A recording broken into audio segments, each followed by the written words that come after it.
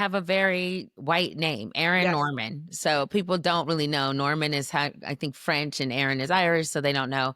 Yeah. So I take the meeting, and when you walk into these spaces, sometimes you can immediately feel Oh, that yeah. they didn't know that you were walking in this meeting. Do you know what I mean? They didn't know what to expect. So it was like, "Oh, hi, so nice to meet you." He was taken aback that, I'm a woman named Erin Norman that is Black. And it wasn't a negative shock. It wasn't like, "Oh my gosh," but it was like, "Oh," like that's what I felt. It Right. wasn't just like, "Hey, nice to meet you. Welcome. Thank you."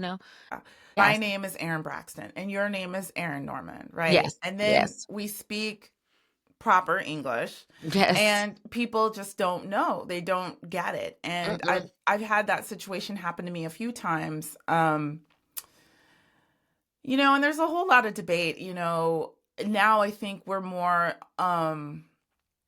we want to celebrate our unique names that we would give our children in the African American community, but when you and I were younger, I think that was the intention, was to make sure that when we look at our name on a resume, or somebody looks at our name on a resume, we don't Yeah.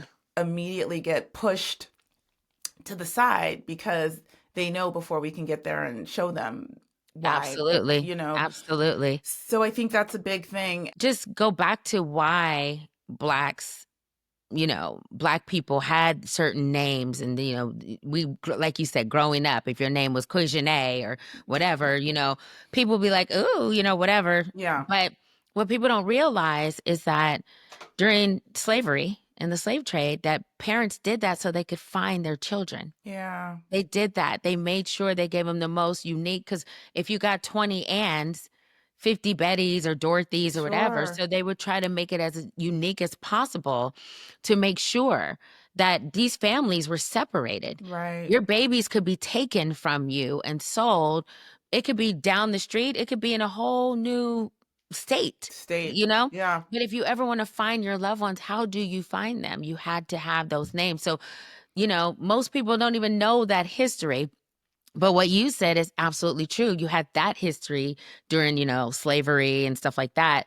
And then as after the civil rights movement, you saw different names so nobody would be able to, you know, call you out or look at your application and see Tamika or Keisha